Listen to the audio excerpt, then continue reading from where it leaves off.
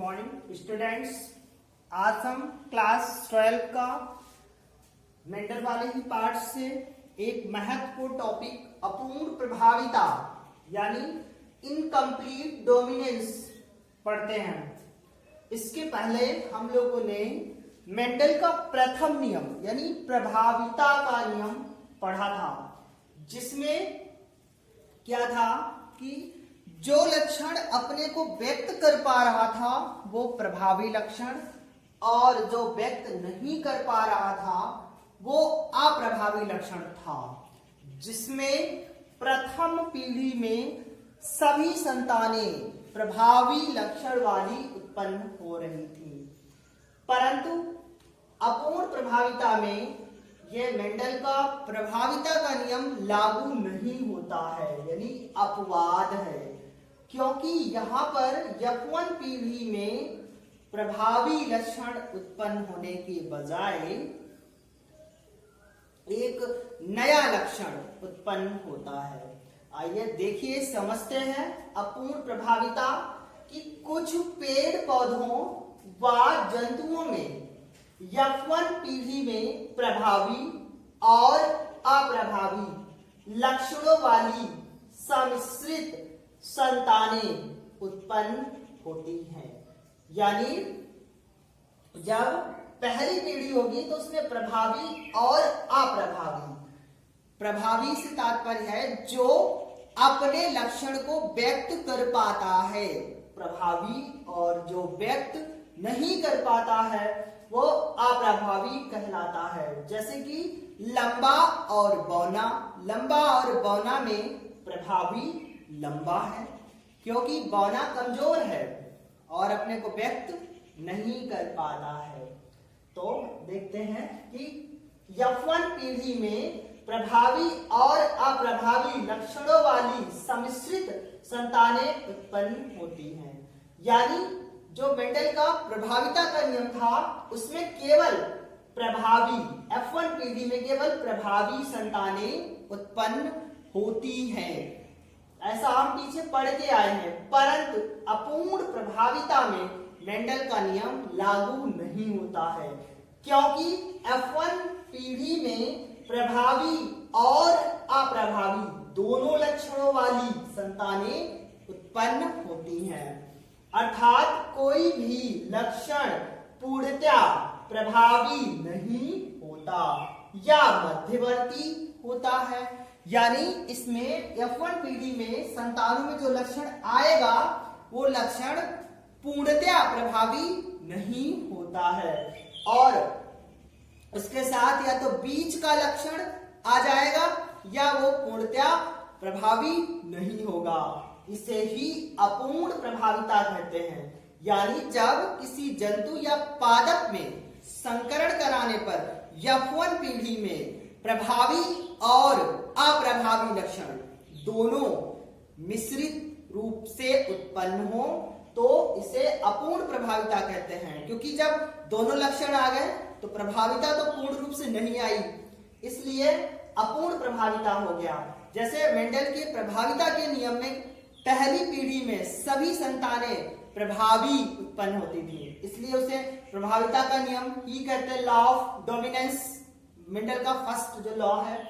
तो अपूर्ण प्रभाविता समझ में आया कि पेड़ पौधों व जंतुओं में F1 पीढ़ी में यानी जो पहली पीढ़ी है उस पहली पीढ़ी में प्रभावी और अप्रभावी लक्षणों वाली सम्मिश्रित संतानें, यानी प्रभावी और अप्रभावी, यही महत्वपूर्ण दो शब्द हैं यहाँ पर, प्रभावी और अप्रभावी ध्यान रखना है, और यानी दोनों लक्षणों से मिश्रित संतानें उत्पन्न होती हैं। अर्थात कोई भी लक्षण पूर्णतया प्रभावी नहीं होता है। यानी अगर लंबा बौना के बीच क्रॉस कराते हैं तो लंबा पूर्णतया प्रभावी नहीं होगा, यहाँ पर उसमें लंबा और बौना दोनों के लक्षण आते हैं। जैसे सफेद, लाल और सफेद के बीच क्रॉस कराते हैं तो लाल और सफेद के यानी पूर्णतया लाल, क्योंकि लाल और सफेद में लाल पूर्णतया प्रभावी है, लेकिन अपूर्ण प्रभाविता के अनुसार क्या होता है, लाल और सफेद में प्रभावी लक्षण पूर्णतया प्रकट नहीं होता है और इसका मध्यवर्ती लक्षण गुलाबी रंग उत्पन्न हो जाता है। वही हम उदाहरण में अभी आगे पढ़ते हैं। तो ये समझ में आ गया कि F1 पीढ़ी में प्रभावी और अप्रभावी मिश्रित लक्षणों वाली संतति उत्पन्न होती है, या पूर्णतया प्रभावी लक्षण नहीं होता है, उसके बीच का यानी मध्यवर्ती लक्षण आ जाता है, इसे अपूर्ण प्रभाविता कहते हैं। आइए उदाहरण देखते हैं। उदाहरण क्या है? कार्ल कॉरेंस एक वैज्ञानिक हैं, इन्होंने गुलाबांस का जूलॉजिकल नाम मिराबिलिस जलापा या इवनिंग क्लॉक या 4 o'clock पादप भी इसको कहा जाता है। यानी मिराबिलिस जलापा गुलाबांस को आप ऐसे समझ सकते हो 4 o'clock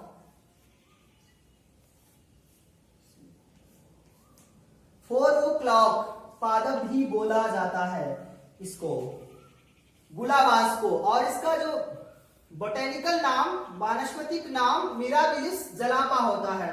तो कार्ल कॉरेंस ने गुलाबांस में देखा, क्या देखा? इन्होंने लाल गुलाबांस पुष्प वाले यानी गुलाबांस के लाल पुष्प वाले पादप से सफेद पुष्प वाले पादप से क्रॉस कराया। तो कराने पर F1 पीढ़ी में क्या हुआ? F1, आप यहां F1 लिख लो। F1 पीढ़ी में गुलाबी पुष्प वाले पादप प्राप्त होते हैं। यानी F1 पीढ़ी जो हुई, पहली पीढ़ी, उसमें सारे गुलाबी पुष्प वाले पादप प्राप्त हुए।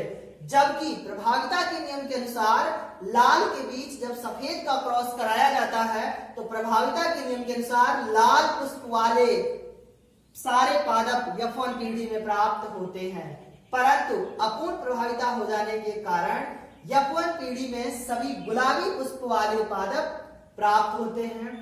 और इन्होंने जब उन्हीं पादपों को F2 पीढ़ी में संकरण कराया तो F2 पीढ़ी में 1:2:1 के अनुपात में लक्षण प्रारूप व जीन प्रारूप प्राप्त हुए, यानी दर्शाते हैं। तो यानी जब F1 पीढ़ी में ना ही लाल पुष्प यानी जो लाल पुष्प प्रभावी था उसके पुष्प के साथ यानी प्राप्त नहीं हुए, उसके स्थान पर मध्यवर्ती लक्षण यानी गुलाबी रंग प्रकट हो गया, इसे अपूर्ण प्रभाविता कहते हैं।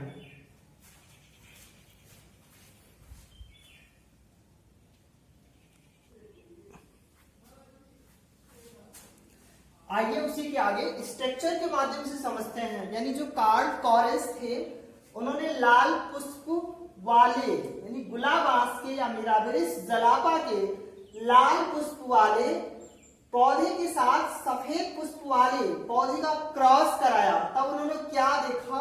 देखिए F1 पीढ़ी में लाल पुष्प के लिए रेड और ये प्रभावी लक्षण है, यानी लाल और पुष्प के बीच में लाल प्रभावी है, अर्थात लाल शक्तिशाली है या बलशाली है या अपने को प्रकट कर पाता है, इसलिए कैपिटल RR। और उसके विपरीत में विपर्यास में हमेशा स्मॉल में लिखे जाते हैं, तो स्मॉल RR। दोनों का क्रॉस कराया या संकरण कराया। ये युग्मक उठाकर अलग करके यहां रख लिए और ये वाले युग्मक उठाकर यहां कर लिए। फिर F1 पीढ़ी में जब क्रॉस कराया कैपिटल R स्मॉल r, इसी प्रकार कैपिटल R स्मॉल r, फिर capital R small r, capital R small r। तो ये चारों जो संतति उत्पन्न हुई यानी कैपिटल R स्मॉल r इनके जीन्स हैं और जो इनका लक्षण है वो गुलाबी है, यानी लाल पुष्प और सफेद पुष्प से F1 पीढ़ी में केवल गुलाबी पुष्प वाली संतति उत्पन्न होती है। इसलिए F1 पीढ़ी में प्रभाविता का नियम लागू नहीं होता है, इसीलिए इसे अपूर्ण प्रभाविता कहते हैं। यानी ना ही लाल लक्षण प्रकट हुआ और ना ही सफेद लक्षण प्रकट हुआ, जबकि प्रभाविता के नियम के अनुसार लाल लक्षण प्रकट होना चाहिए था, परंतु इसके विपरीत मध्यवर्ती लक्षण गुलाबी उत्पन्न हो गया, इसलिए यह अपूर्ण प्रभाविता है। अब यही उत्पन्न संतति का स्वपरागण यानी इन्हीं के साथ इनका फिर से परागण कराया गया। देखिए युग्मक उठाकर यहाँ रखे कैपिटल आर स्मॉल आर और इसी प्रकार इधर कैपिटल आर स्मॉल आर और ये पीढ़ी हुई दूसरी यानी इन्हीं जब युग्मकों का स्वपरागण कराया गया तो F2 पीढ़ी में देखिए क्या आती है स्थिति, capital R capital R capital R small R, उसके बाद में कैपिटल आर स्मॉल आर फिर स्मॉल आर यानी ये चारों संतति प्राप्त हुई, जिसमें से हम देखते हैं F2 पीढ़ी में कैपिटल आर ये हमारा लाल था, लिया था ऊपर से ही तो ये लाल हो गया और कैपिटल आर स्मॉल आर ये संतति यहाँ प्राप्त हुई थी, ये सारी चारों संतति गुलाबी थी इसलिए कैपिटल आर स्मॉल आर गुलाबी हो गया। इसी प्रकार दूसरा भी कैपिटल आर स्मॉल आर गुलाबी हो गया और स्मॉल आर ये सफेद पुष्प था तो ये सफेद हो गया।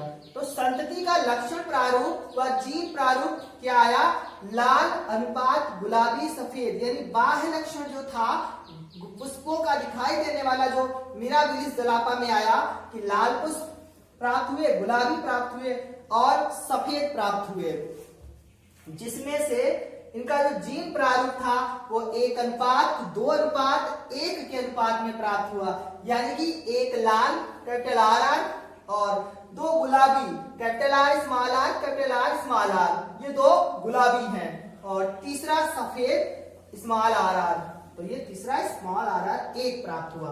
तो इस प्रकार ये लक्षण प्रारूप व जीन प्रारूप प्राप्त हुआ। इससे यदि समझ में आया कि जो अपूर्ण प्रभाविता में मेंडल का प्रभाविता का नियम लागू नहीं होता है क्योंकि यहाँ पर मध्यवर्ती लक्षण प्रकट हो जाता है, ना ही लाल प्राप्त हुआ ना ही सफेद, और जबकि प्रभाविता के नियम के अनुसार लाल प्रकट होना चाहिए था, लाल प्रभावी है सफेद के बीच में इसलिए लाल प्रकट होना चाहिए था, परंतु लाल प्रकट नहीं हुआ क्योंकि ये अपूर्ण प्रभाविता लागू होता है और उसका मध्यवर्ती लक्षण गुलाबी प्रकट हो गया। इस प्रकार ये अपूर्ण प्रभाविता का नियम या अपूर्ण प्रभाविता समाप्त हुई।